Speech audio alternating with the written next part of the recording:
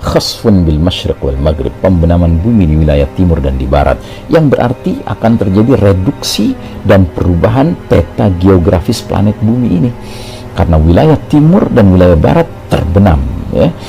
Mungkin yang tersisa high ground, ya, tanah dataran tinggi, perbukitan, gunung-gunung itu masih ada, tapi akibatnya wilayah timur dan barat akan menjadi daerah kepulauan, ya, karena banyak yang terbenam.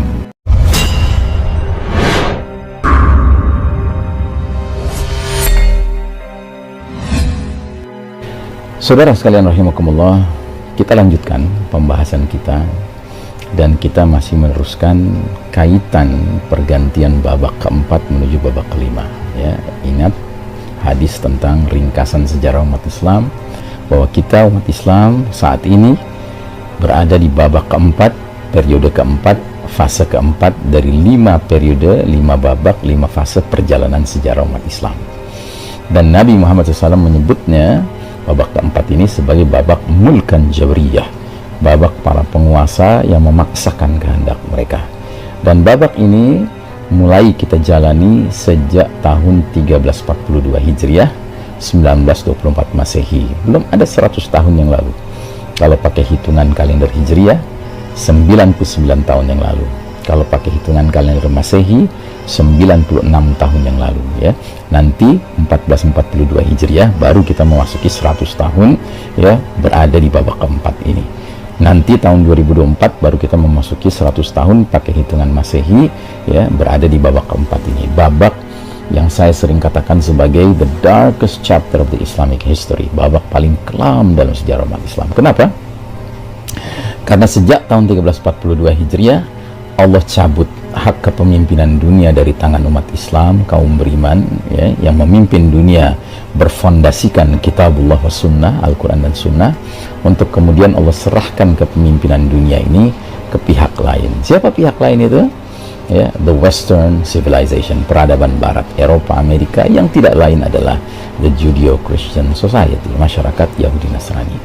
Nah, saudaraku rahimakumullah, hanya dalam tempo belum ada 100 tahun mereka memimpin dunia, tentunya menyingkirkan Al-Quran dan Sunnah sebagai fondasi menata kehidupan ini, maka sudah banyak sekali kerusakan yang ditimbulkan, sudah banyak sekali kemungkaran yang berlangsung, bahkan kezaliman yang berlangsung, ya, bahkan mereka sudah semakin menunjukkan kesombongan dan kejumawaan mereka, ya, merasa bisa ala kulli syai'in qadir, bisa berlaku penuh kuasa atas segenap populasi planet bumi ini, ya. Nah, karenanya saudaraku rahimakumullah, dalam konteks pemahaman kita akan skenario akhir zaman, tampaknya perpindahan babak keempat menuju babak kelima sudah dekat, ya. Babak kelima, ingat, adalah babak yang penuh dengan kebaikan, karena Nabi SAW menyebut babak kelima itu sebagai babak khilafatun ala minhajin nubuwah, babak kekhalifahan yang mengikuti, yang sesuai dengan manhaj metode kenabian dalam hal kepemimpinannya. Masya Allah Ta'ala, di babak kelima nanti Allah Ta'ala akan izinkan kaum beriman kembali terkonsolidasi, bahkan di bawah, ya, the certified leader, pemimpin yang langsung dapat sertifikasi dari Allah dan Rasulnya, yang kemudian gelarnya diperkenalkan Nabi sebagai Al-Mahdi, ya. Al-Mahdi itu laki-laki yang mendapat petunjuk dari Allah, dan laki-laki yang ditunjuk Allah sebagai Amirul Mukminin fi akhir zaman, pemimpinnya kaum beriman di akhir zaman. Masya Allah Ta'ala. Nah, ada beberapa hadis yang perlu kita angkat berkaitan dengan Al-Mahdi ini. Yang pertama, Nabi bersabda, ya, dengan penuh optimisme, ubashirukum bil mahdi yub'atsu fi ummati ala ikhtilafin minan nasi wa zalazil fayamla'ul arda qistan wa adlan kama muliat jawran wa zulman. Kuberitakan kabar gembira kepada kalian dengan diutusnya Al-Mahdi ke tengah-tengah umat ini saat perselisihan antar manusia menjadi-jadi dan saat gempa-gempa dahsyat berlangsung.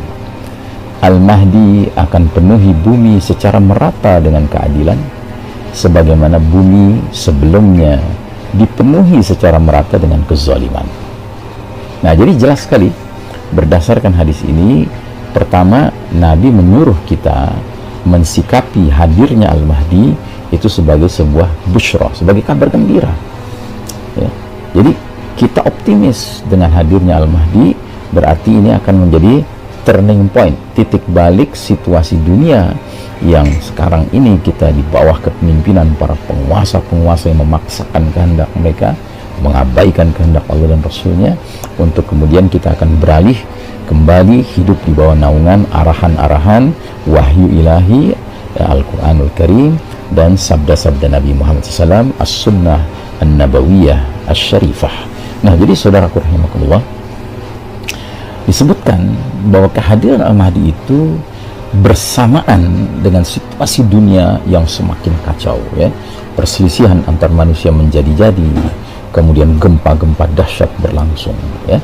Nah, sebenarnya kalau kita mengkaji kitab Ensiklopedia Akhir Zaman karya Syekh Mubayyad, lebih jelas lagi gambaran kemunculan Al-Mahdi itu di tengah suasana-suasana banyak peristiwa-peristiwa besar, bencana-bencana besar yang sedang terjadi di muka bumi ini, ya. Ada Batshatul Kubra, ada hantaman keras dari langit, ya, yaitu berupa jatuhnya batu besar, meteor, ya, ke daratan dan ke lautan, ya. Ada ad-dukhan, ya, kabut asap, sebagai efek dari hantaman, ya, keras tadi yang jatuhnya di daratan, menimbulkan kepulan asap, kabut asap yang kata Nabi SAW akan menyelimuti seluruh wilayah timur, seluruh wilayah barat, ya, selama arba'ina yawman wa arba'ina laylah, 40 hari 40 malam, ya.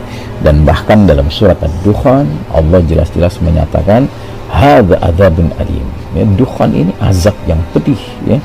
Bahkan di ayat 16 yang Allah menggunakan kalimat yauman nabtishul batshatal kubra inna muntaqimun, pada hari ketika kami, ya, mendatangkan, ya, hantaman keras, inna muntaqimun, sesungguhnya kami ada yang maha memberi balasan, ya. Jadi datangnya azab dukhan ini pada hakikatnya adalah balasan Allah terhadap manusia-manusia kafir yang sedang memimpin dunia ini di babak keempat dengan kepemimpinan yang penuh dengan kesombongan, penuh dengan kemaksiatan, kemungkaran, kekufuran, kesyirikan, kemunafikan, kepalsuan, kedustaan, pendek kata dark values, nilai-nilai gelap menyelimuti keseluruhan dunia ini.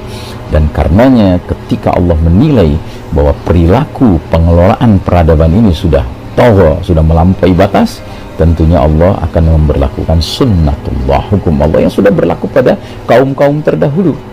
Dan sudah barang tentu karena kepemimpinan dunia sekarang sudah memiliki jaringan yang sifatnya syabakat alamiah, world wide web, ya, jaringan mendunia, tentunya juga azabnya akan skalanya skala global, skala mendunia, ya. Karenanya akan terjadi perubahan yang begitu drastis kondisi dunia ini, ya. Jadi ada Batshatul Kubra, ada dukhan, ada khasfun bil masyriq wal maghrib, pembenaman bumi di wilayah timur dan di barat, yang berarti akan terjadi reduksi dan perubahan peta geografis planet bumi ini, karena wilayah timur dan wilayah barat terbenam, ya.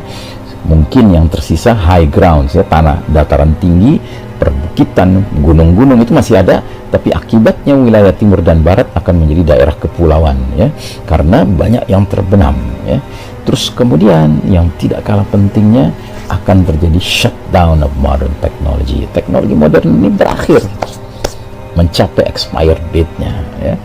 Dan ini menurut Syekh Mubayyad justru merupakan suatu keberkahan dan pertolongan dari Allah Ta'ala bagi mukminin. Kenapa? Karena teknologi canggih ini yang menguasainya adalah mereka yang menguasai dunia sekarang. Siapa itu? Al-Kuffar, kaum kafir. Dan mereka menguasai teknologi, sains dan teknologi ini bukan untuk kebaikan umat manusia, tapi untuk kepentingan mereka dalam rangka supaya bisa lebih dahsyat eksploitasinya terhadap umat manusia, ya.